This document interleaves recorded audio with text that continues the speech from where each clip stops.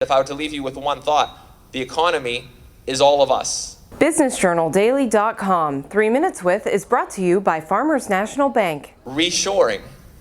So to me, this is a fascinating topic, and it goes to the heart of, will this corona crisis change our economy structurally, or is this temporary? And when the reshoring angle, we're looking at it almost as a balance sheet. What are the drivers of reshoring? Well, we have international stress with China. We have in the US a very large consumer base. Why not make things where people are buying things? We have cheap electricity. We have a lot of positive factors.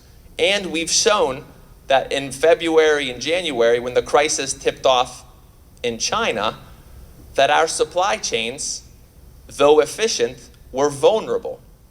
So what we've seen this year are hundreds of companies who have either committed to or in the process of reshoring multiple parts of their supply chain back to the US. The main beneficiaries will be Middle America and the southern states. That's where these companies have said they plan to move. And this is across industries. Now, why this is not a slam dunk is because we also have, at the flip side, an ecosystem in China which is fully developed to house these supply chains.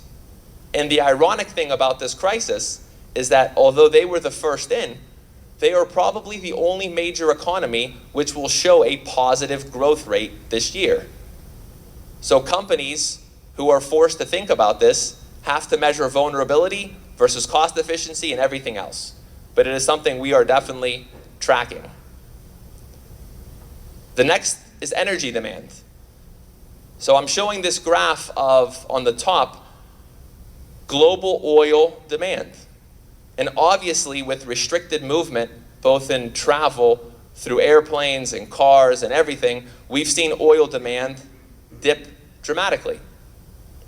Now, when I think about this as a long-term theme, obviously this goes back to the thesis of, will this crisis accelerate trends in alternate energy? Or is this sort of a period of time where we will go back to normal sooner rather than later, and everything normal means? And if so, we cannot read too much into a demand shortfall such as what we have seen. And encouragingly, on the bottom graph, you'll see outside of oil, the commodity sectors have shown tremendous growth over the past 3 months. That is a great sign for overall global construction and global growth. So we are getting somewhat conflicting signals, but through other commodity products that are not as widely shared across the landscape, it is painting a picture of global growth. And my last theme, just to go full circle on when we talk about permanent job losses and what that means for an economy, is it's always important when we think very, very long term to concentrate on the demographics of our country. Now, the Congressional Budget Office every so often puts out projections as to where they think the total number of Americans will be over the next, call it 50 years. Historically, after a recession, we see growth rates demographically shifting downwards.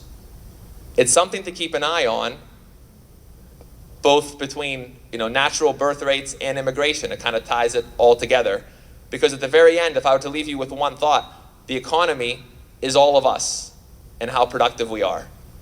And the more of us that there are, and the more productive that we are, the better it is for economic growth. BusinessJournalDaily.com 3 Minutes With is brought to you by Farmers National Bank. Farmers National Bank is a proud partner of United Way in its annual campaign. We believe in standing strong, in making communities better, and making a difference. And you can make a huge impact by visiting our website, www.ymvunitedway.org. Live United.